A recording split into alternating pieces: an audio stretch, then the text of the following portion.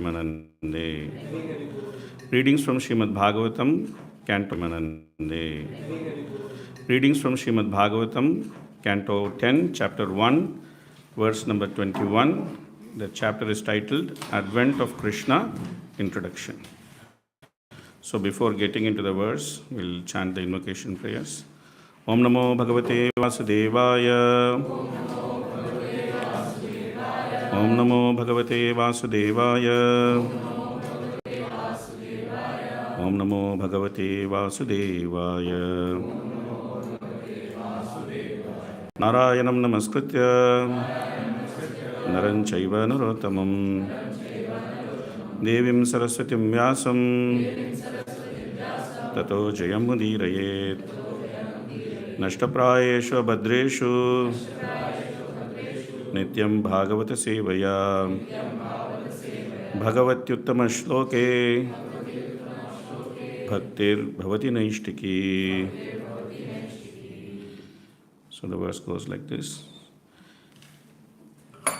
Giram samadho gagane samiritam nishamya vedasti dashanuvachaha gam paurishim me shnutamarapuno vidhiyatamasho tataiva machiram. So the word to word goes like this. Giram, the vibration of words. Samadhu, in trance. Gagane, in the sky. Samiratham, vibrated. Nishamya, hearing. Vedaha, Lord Brahma. Tridashan, unto the demigods. Uvacha, said. Ha, ho, Gam, the order. Paurushim, received from the Supreme Person. Me, from me. Shrunuta, just hear. Amaraha, O demigods. Punaha, again. Vidhiyatam, execute. Asho, immediately. Tatha eva, just so. Ma, do not. Chiram, delay. Translation and purport by His Divine Grace Abhay Charnad Bhaktivedanta Swami Srila Prabhupada ki jai. Translation, you may try to repeat. While in trance, Lord Brahma heard the words of Lord Vishnu vibrating in the sky. He told the demigods, O demigods, hear from me the order of Sirodakashai Vishnu, the Supreme Person, and execute it attentively without delay. Purport. It appears that the words of the Supreme Personality of Godhead can be heard in trance by competent persons. Modern science gives us telephones by which one can hear sound vibrations from a distant place. Similarly, although other persons cannot hear the words of Lord Vishnu, Brahma is able to hear the words of the Lord's words within himself. This is confirmed in the beginning of Srimad Bhagavatam 1.1.1. Tene Brahma Hridaya Adikavaye. Adikavi is Lord Brahma. In the beginning of the creation, Lord Brahma received the instructions of Vedic knowledge from Lord Vishnu through the medium of the heart, Hrida. The same principle is confirmed herewith. While Brahma was in trance, he was able to hear the words of Kshirodatashai Vishnu, and he carried the Lord's message to the demigods. Similarly, in the beginning, Brahma first received the Vedic knowledge from the Supreme Personality of Godhead through the core of the heart. In both instances, the same process was used in transmitting the message to Brahma, to Lord Brahma. In other words, although Lord Vishnu was invisible even to Lord Brahma could hear Lord Vishnu's words through the heart. The Supreme Personality of Godhead is invisible even to Lord Brahma, yet he descends on this earth and becomes visible to people in general. This is certainly an act of his causeless mercy, but fools and non-devotees think that Krishna is an ordinary historical person. Because they think that the Lord is an ordinary person like them, they are described as Mudha, Avajananti Mam Mudhaha. The causeless mercy of the Supreme Personality of Godhead is neglected by such demoniac persons who cannot understand the instructions of Bhagavad Gita. and who therefore misinterpret them. Harihi Om Tat Sat. ओम अज्ञानतिमिरन्धस्य ज्ञानञ्जनशलाकय चक्षुरुन्मिलितं येन तस्मै श्रीगुरवे नमः श्रीचैतन्यमनोभीष्टं स्थापितं येन भूतले स्वयं रूप कदा मह्यं ददाति स्वपदान्तिकं वन्देऽहं श्रीगुरून् श्रीयुतपदकमलं श्रीगुरून् वैष्णवांश्च श्रीरूपं साग्रजातं सखगण रघुनाथान्वितं तं सजीवं साद्वैतं सावधूतं परिजनसहितं कृष्णचैतन्यदेवं श्रीराधाकृष्णपादान् सखगणललिता श्रीविशाखान्वितांश्च हे कृष्णकरुणा सिन्धो दीनबन्धो जगत्पते गोपेश गोपिकान्त राधाकान्त नमोऽस्तुते तप्तकाञ्चन गौराङ्गी राधे वृन्दावनेश्वरी वृषभानुसुते देवी प्रणमामि हरिप्रिये वाञ्छाकल्पतरुभ्यश्च कृपा सिन्धुभ्य एव च पतितानां पावनेभ्यो वैष्णवेभ्यो नमो नमः नमो विष्णुपादाय कृष्णप्रेष्ठाय भूतले श्रीमते भक्तिवेदान्तस्वामिनिति नामिने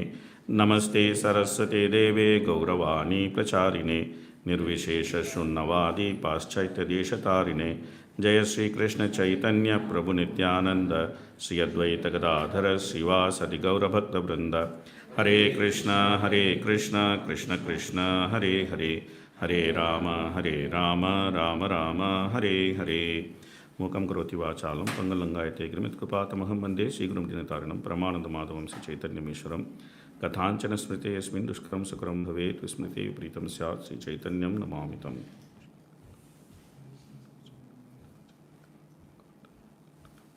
Hare Krishna. So first of all, I would like to thank Maharaj for inviting me to share something on Srimad Bhagavatam. I feel very grateful. And next, I would like to express my great joy in seeing so many young people here. Because the movement lies in your hands. You will go on to become temple presidents, you will go on to become GBCs, some of you may go on to become sannyasis, some of you may go on to become grihasthas, but you are the future. So whenever I see young people, I become naturally very happy. Then we know that this movement is going to continue for a long time. So Maharaj has made a very, very wise investment, the best investment plan to invest in the youth. So I'm also grateful to Maharaj for that we can see so many young bright faces here, all bubbling with enthusiasm and doing nice programs. So very grateful for that. And today we are discussing on 10th canto, which is introduction to the advent of Lord Krishna and his pastimes. So in the process, the events which led to advent of Lord Krishna is being discussed here. Specifically, the earth got overburdened with so many people who do not understand what is dharma. So now this question is very interesting question, what is dharma? Because the word dharma has many connotations.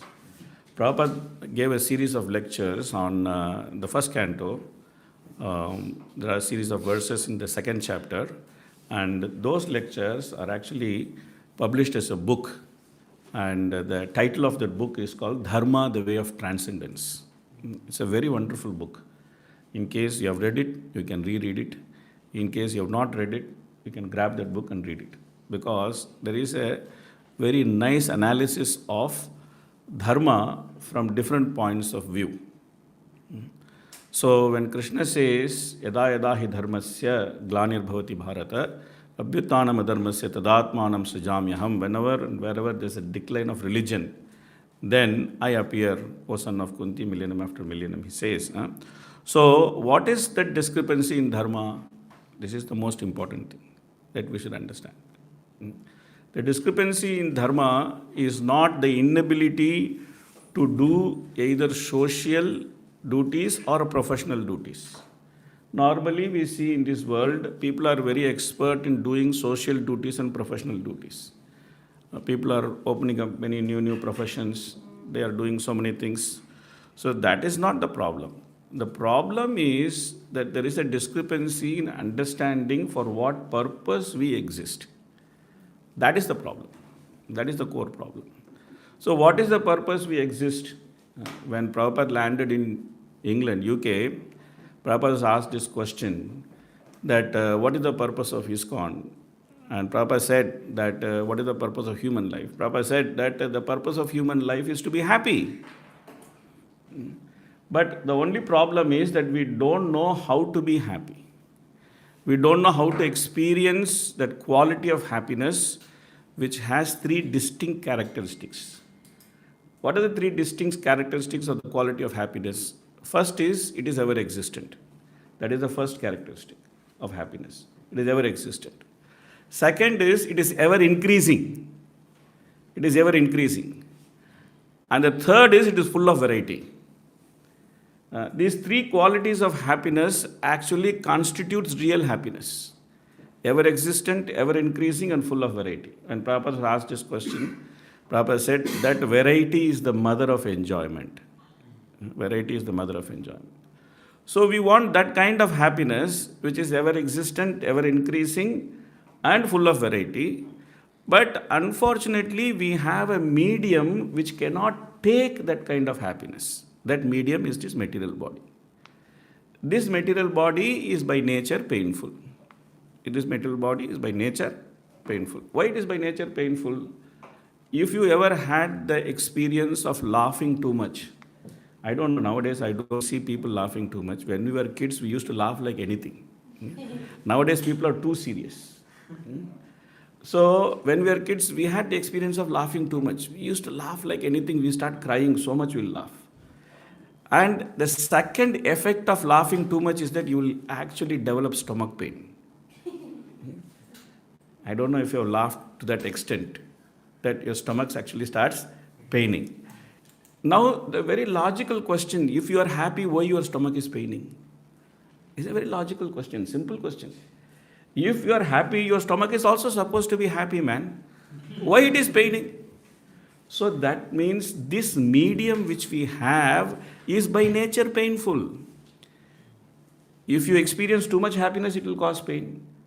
If you experience too much pain, it will cause pain. And beyond a certain extent, you can neither experience happiness nor experience pain. Like there are cases when someone wins a big lottery, millions of dollars. Someone comes and tells him, oh, you won this lottery. Ha! Finished. The guy died. Because he got too much happy, he got a heart attack, he died. Or too much pain, you die. Yeah. So that means there is a discrepancy in our expectation and the medium we have to fulfill that expectation. You understand this? A very simple thing. There's a discrepancy from our expectation and the medium which we have to fulfill this expectation. Why the discrepancy exists and how to remove that discrepancy consists the proper understanding of dharma. As simple as that. This consists the proper understanding of dharma. The discrepancy exists because we think that this defective medium is what we are. But if this defective medium called body is what we are, then how can we have desires which are inconsistent with the nature of the body? It's a logical question. It's a logical question. Because you cannot have something which you cannot experience. Right? But your expectation is something, you are experiencing something else. So there is a discrepancy. So why the discrepancy is there? This question has to be asked. This is the question of an intelligent man. This is the question of an intelligent person. That intelligent person asked this question. And that question is the first question of Vedanta Sutra, Om Atato Brahma Jigyasa. What does that mean? That means that I have a certain aspiration and I have a certain medium. I am trying my best to fulfill my aspiration with the medium I have, but that is not working. So an intelligent person has to ask this question, why it is not working? But the point is, he needs to ask the question to a person who knows the answer. So when that answer is lost, then Krishna himself comes to give that answer. This is called dharmasya glanihi. Discrepancy in understanding what is dharma. Krishna comes with his whole band of people from Vrindavan, from Mathura, from Dwarka, and then he shows this world, your real identity is to have a nice time with me. That's your real identity. You just have to have a nice time with me. You're not having this nice time. You're trying to have a nice time yourself. It's not working for you.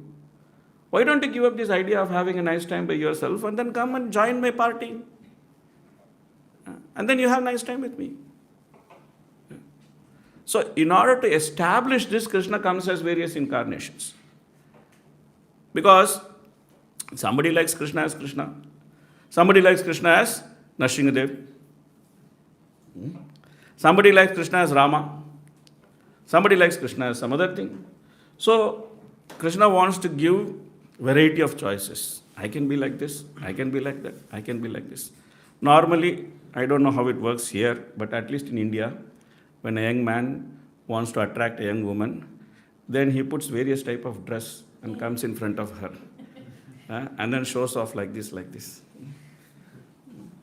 And then he's seeing which dress is attractive to this girl.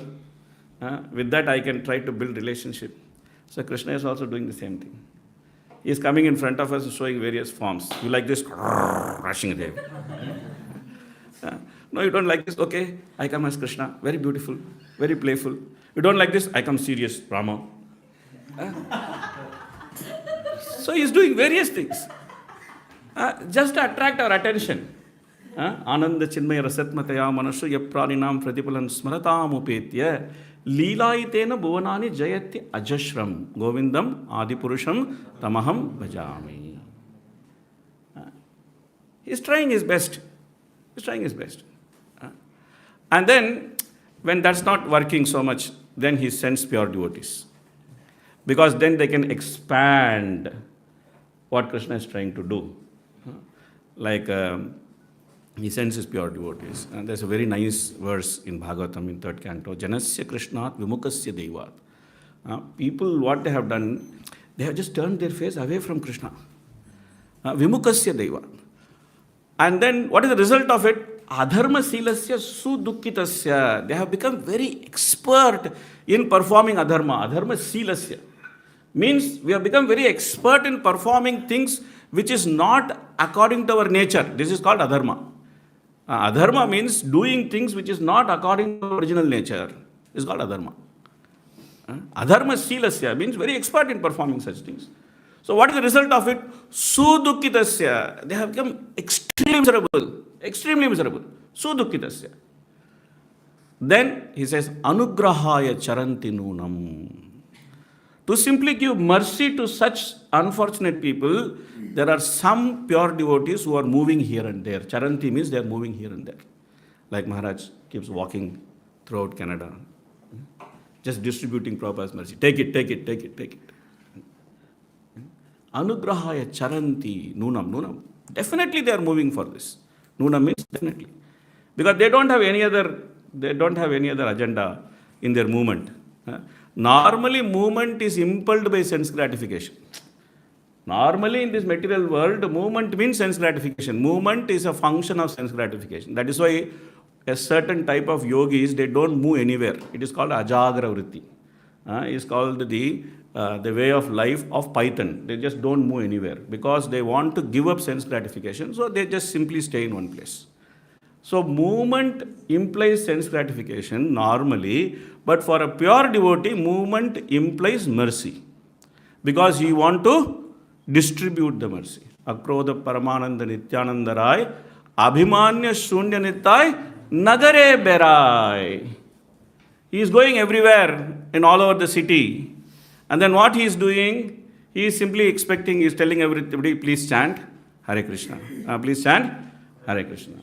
So like that. So, Anugrahaya Charanti Nunam, Bhutani, Bhavyani, these are the most important people. Bhutani, Bhavyani. Amongst the living entities, these are the most important people. Why they are most important people? Because they know Dharma. They know Dharma. What Dharma? Janardanasya. I belong to Krishna, Krishna belongs to me. Very simple formula. What is that? I belong to Krishna, Krishna belongs to me. Bhutani bhavyani janardanasya. They have identified themselves as I belong to Krishna and Krishna belongs to me. Simple. And they are trying to teach this to everybody. You belong to Krishna and Krishna belongs to you. That is the definition of dharma. When that is disturbed, then so many demoniac forces come. Then naturally Brahma becomes very worried because Brahma's task is to make sure that everybody gets delivered. He has to make a sincere attempt.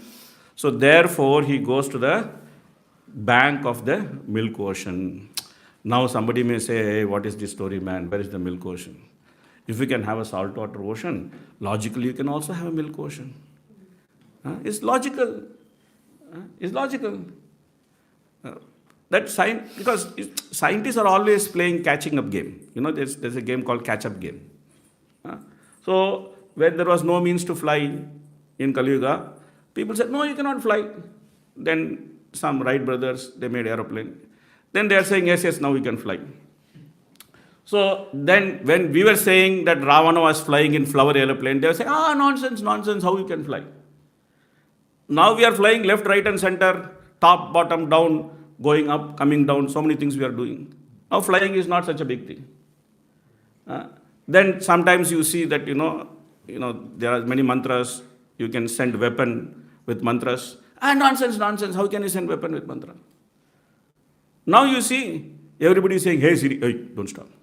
You say, hey Siri, hey Google, hey Alexa, hey this. They are chanting mantra. We are chanting Hare Krishna, Krishna Krishna, Hare Hare, Hare Ram, Ram Ram, Hare Hare. They are chanting what? Alexa, Siri, Google. And simply by chanting, something is happening. Right? So now they are saying, we are very much advanced. We know voice command. We know voice command. We have been telling for ages. From grandmother's time, we have been telling voice command exists. So science is playing catch-up game. Science is playing what? Catch-up game. So therefore, scientists will take their own time to understand whether there's God or there's no God. Okay. But we should not be bewildered by such things. We should not be bewildered by such things. Okay. So they went to the milk ocean and then they're chanting, Om Sahasra Shirsha Purusha Sahasrakshas Sahasrapad Sabhumim Vishwato Vritva Atyatishtaddasa Purusha Shukta. So this is the way to communicate to the Lord. You chant Purusha Shukta, then the Lord will communicate. Shuktairyameва Nigama Pratitestuanti Govindam Adipurusham Tamaham Bhajami. So by chanting Purusha Shukta, you can get whatever you want. It's true. You can get whatever you want by chanting Purusha Shukta. So then they go, they chant Purusha Shukta, then the Lord, He gives message in Brahma's heart. This is very important point.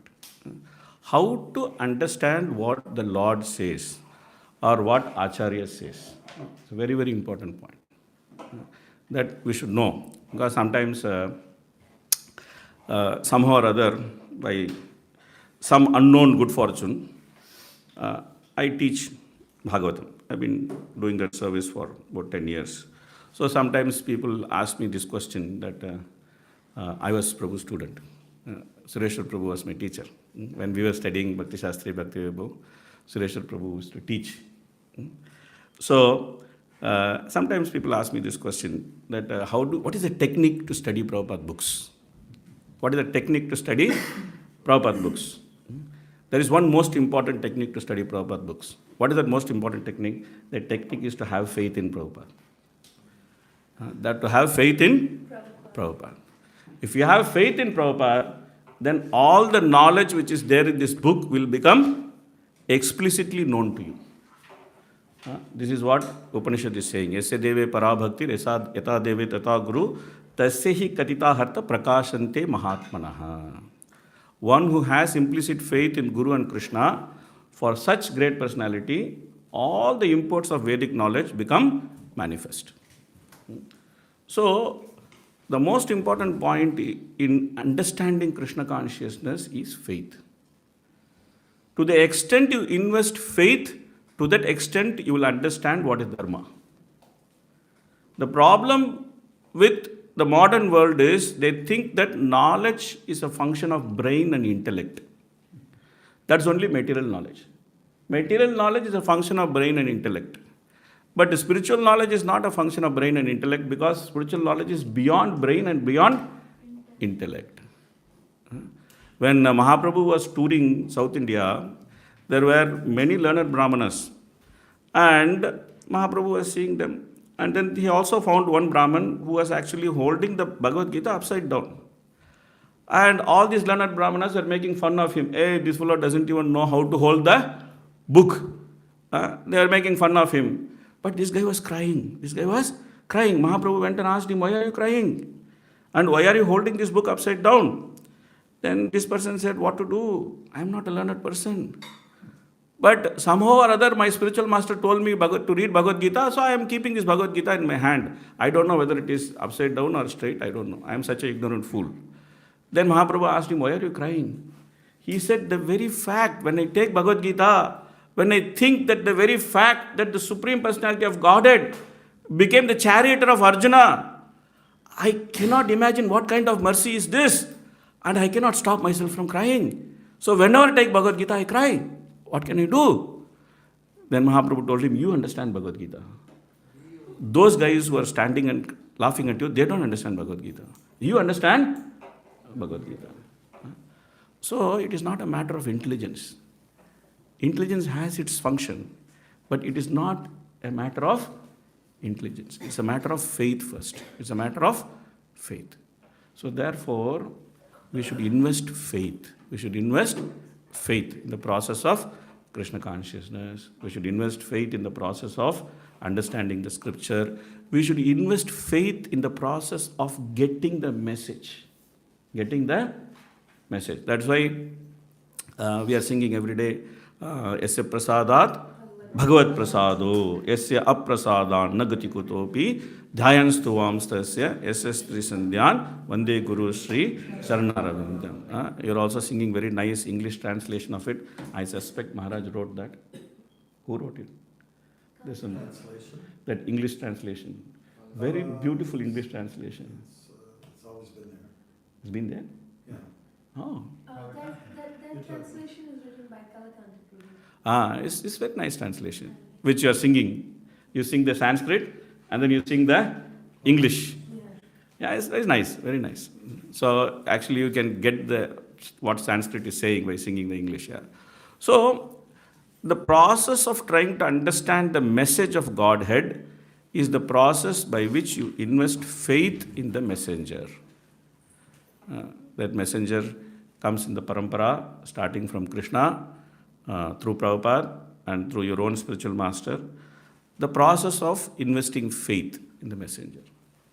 And by investing that faith, we can understand who Krishna is, who Chaitanya Mahaprabhu is. Because still it is easy to understand who Krishna is because Krishna does many godly things. He lived Govardhan. I saw the whole set of paintings are there. He kills Putana. He does many things which are God things. He does many things which normally human being cannot do. He gets married to 16,108 wives and he simultaneously stays with all of them. So this no human being can do. So it's very easy to understand. Okay, Krishna is God. Sometimes he shows also 400 form. He brings chakra. He does so many things. But Mahaprabhu is very, very simple. Mahaprabhu is very, very simple. And he came as a devotee. Krishna came as a devotee in the form of Mahaprabhu. So therefore, Krishnadas Kaviraj Goswami is saying that Chaitanya Dayara Katha Kuriye Vichar. You please properly study the nature of mercy of Lord Chaitanya. Kuriye Chitta Bhavet Chamatkar. He says, if you actually do that, then you will understand what kind of magic Lord Chaitanya has done. If you actually do that. So Lord Chaitanya is dancing here in Toronto on the altar. And he's dancing in so many places in the world. I went to Siberia, God-forsaken place, in a place called Irkutsk. There, everything is so... And then suddenly one ISKCON temple. And inside the temple I went, the altar has dancing Gaur Nitai. The altar has dancing Gaur Nitai. So Lord Chaitanya is dancing all over the world. He's dancing all over the world. How did he go and dance all over the world? Because he wanted to. He said that Prithivityache Jyotanagaraadigram Sarvatra Pracharo Hebe Muranam. He said that every town and village, my name will be become very famous. And then Prabhupada made it happen. He took it to every town and village. And then Prabhupada's followers, many disciples of Prabhupada, they made it happen. They made it happen. So therefore, the message of Lord Chaitanya is a very, very important message. Without Lord Chaitanya's mercy, we cannot understand the mercy of Lord Krishna. So therefore, one should try to understand the mercy of Lord Chaitanya, and one should try to understand how Lord Chaitanya is Supreme Personality of Godhead. It's very important for us to understand this. How Lord Chaitanya is Supreme Personality of Godhead. By understanding this, and by trying to focus on the message of Lord Chaitanya, which is to chant the holy name, Hare Krishna, Krishna Krishna, Hare Hare, Hare Rama, Rama Rama, Hare Hare. Prabhupada said the process is very simple, but the application is very difficult. So the process is very simple. By adopting this simple process of chanting the holy name, following the 4 regulative principles, having prasadam, we can understand the greatest truth. We can understand the greatest truth. What is the greatest truth? The greatest truth is expressed in 2 lines. I belong to Krishna and Krishna belongs to me. We can try to understand this greatest truth simply by accepting the mercy of Lord Chaitanya. So therefore, we are very, very fortunate. We are very fortunate because we appeared at the time when Lord Chaitanya has just appeared and Prabhupada has just appeared. And that's a very fortunate time. Very fortunate time. It happens once in a day of Brahma. It happens once in a day of Brahma. So therefore, we should utilize this opportunity very nicely. Very nicely we should utilize this opportunity. And then utilize this simple process. Invest faith in this process. Many challenges will come, definitely. But invest faith in this process. Stick together. Try to please Lord Chaitanya. Try to please Prabhupada. Try to please your spiritual master. And then we can see by this simple process, our life will become successful. Our life will become successful. And we will be able to see the Lord. We'll be able to dance with the Lord. We'll be able to hear the message of the Lord. Everything will happen. Everything will happen. So that's some reflections on this verse from my side. Okay. Some questions, comments, more additions. We'll first ask Suresh Prabhu to comment, then Yes, probably. that famous line from Prabhupada, the process is simple, but the application is difficult. Could you explain why the application is difficult, if it's a simple process? I think you're a better person to explain this than me. I remember when you were teaching Nectar of Devotion for us, you actually told us some incident which happened in Hawaii, that you were almost trying to drown at one time. And then That was in Jalangi, that was in, Jalangi, yeah? that was coming from Dr. Vinod's house. Okay. Jalangi. You mean the song that came from Yeah. So, I mean, it's difficult because we have so much of impressions which are lying within us, which is there for millions of lifetimes. And those impressions, they keep coming from the mind and they keep disturbing us. The mind wants to keep us in this material world. So therefore, when we say that we are not this body, generally we can figure out we are not this gross body. It's slightly easier to figure out that. But it's very difficult to figure out we are not this mind. We still keep identifying ourselves with the mind. We think that the mind's thoughts are our own thoughts. We think that the mind's likes and dislikes are our own likes and dislikes. But this mind has got nothing to do with us.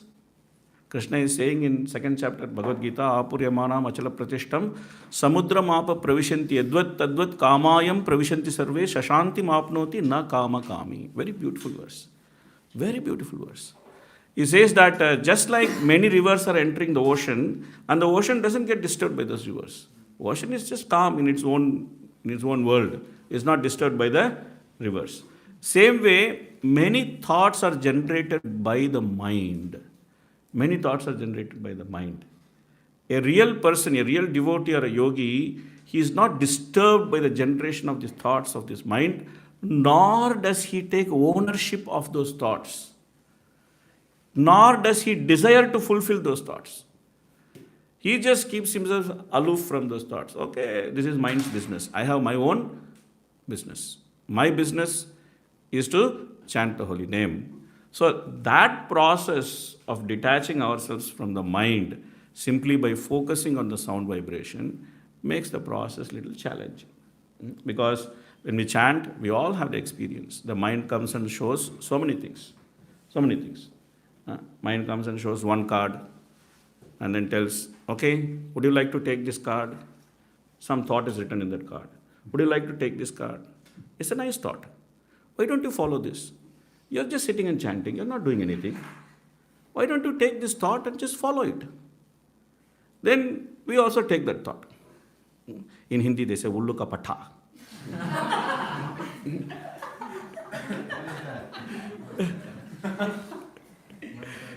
It means that you become an owl. You become an owl.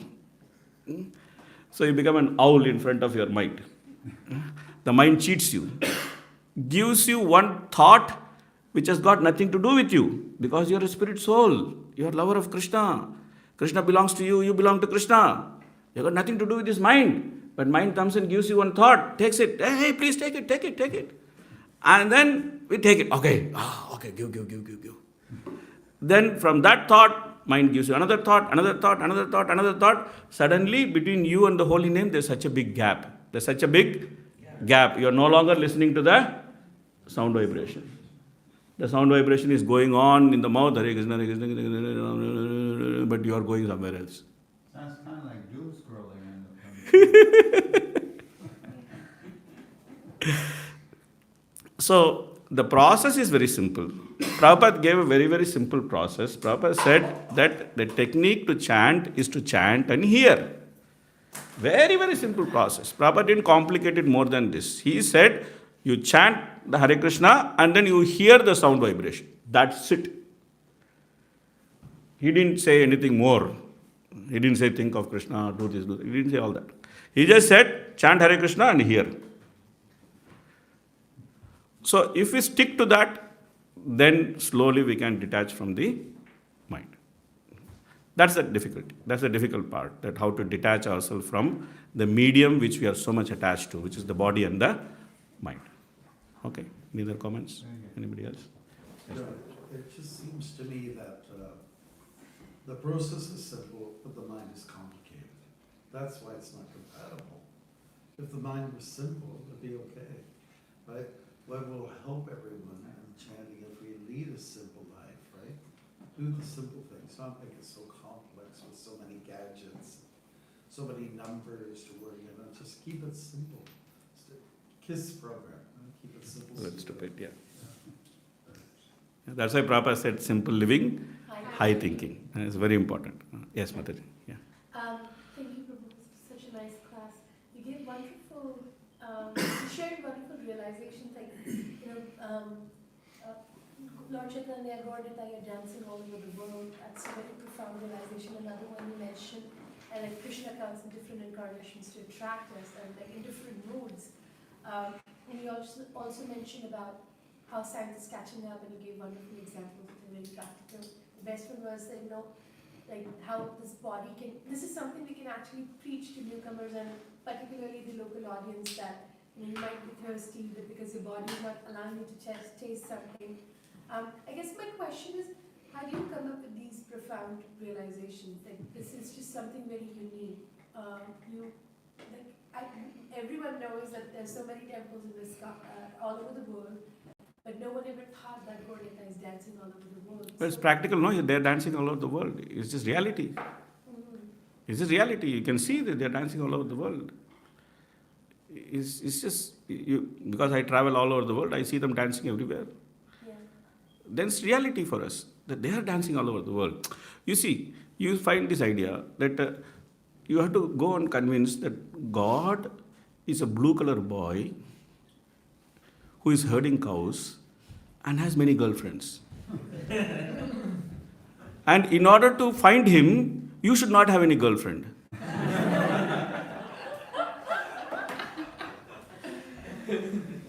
Amazing, is it not?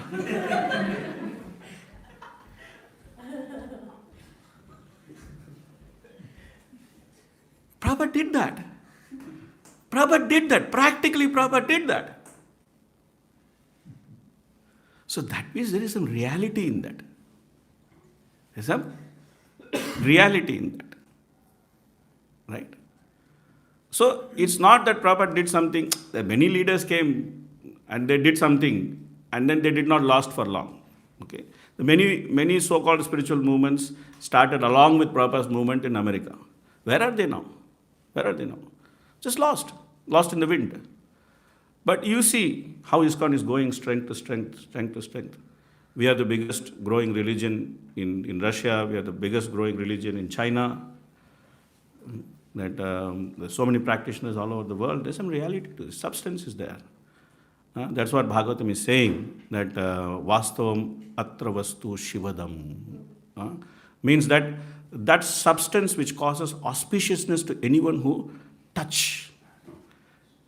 You just touch. It causes auspiciousness.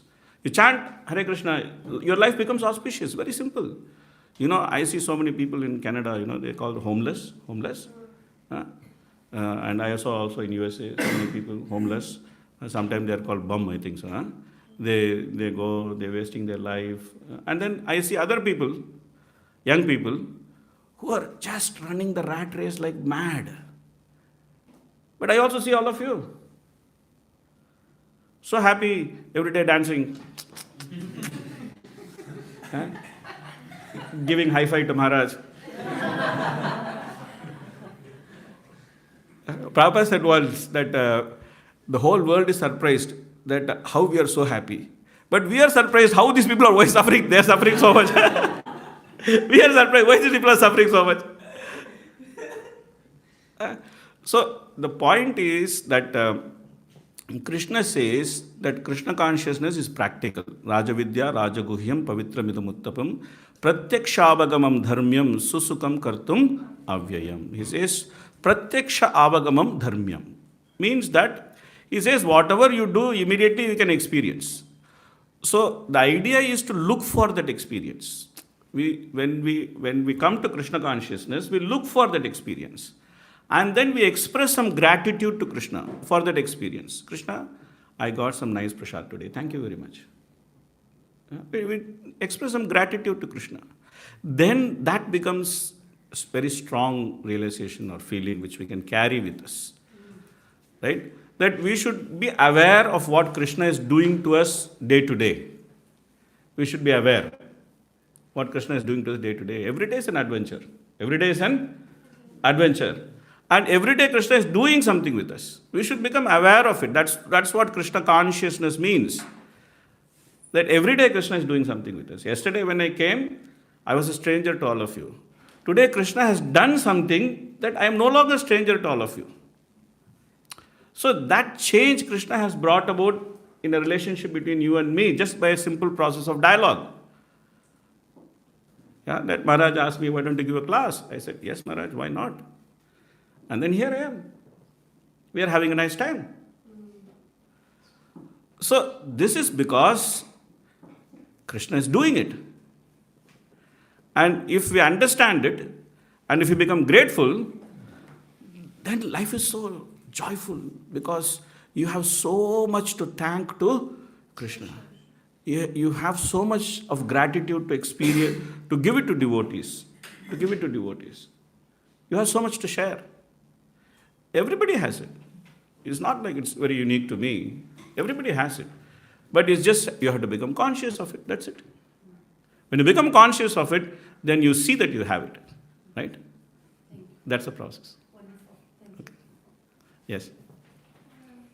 Hare Krishna Prabhu, thank you for the great class. You mentioned that how to reach read Srila Prabhupada books, and then he said you have to have faith in Prabhupada, and then we need to invest faith in the process of understanding the message. I want to understand that how does it look in practicality? Okay, in practicality, it looks that first of all, you accept what Prabhupada is saying is correct. Okay, then you accept your own reality that I may not be able to follow it, or I may not be able to understand it, or for me, it looks like Greek and Latin, but I accept what he is saying is correct. Then you aspire to follow as much as you can. Okay, within your own limitations, within what you can do and what you cannot do, you try to follow as much as you can. You make a step forward. You never say that, oh, you read something, you don't say, oh, this is not practical. This is all some old man, writing something is all very impractical. We are now in a modern age. These things are not applicable. Don't think like that. You understand, okay, what he is telling is right, but I don't know how to relate to it. I don't know how to relate to it. Then you go and pray to Prabhupada. Prabhupada, you are writing so many things, I am unable to relate to it. Why don't you help me to relate to these things? Okay, because he is not like a person who is gone, finished. It's not like that. Okay. The parampara stays. The parampara stays. So then we also have a living representative who is the guru, who is actually representing Prabhupada. So go and discuss with him that how to relate to things which I cannot relate to. Okay, but invest faith. We may not be able to do everything what Prabhupada says. That's okay. That's okay. But we should not reject it. This is where we start. Okay. Then the next step is try to do what you can. And the third step is keep improving on that. That's it. 3-step process. How to solidify faith. Okay. So our time is over. It's 8:30. We should stop here. I just wanted to make a quick announcement about your IDC. Yeah. Okay. If that's okay. Yeah. Um,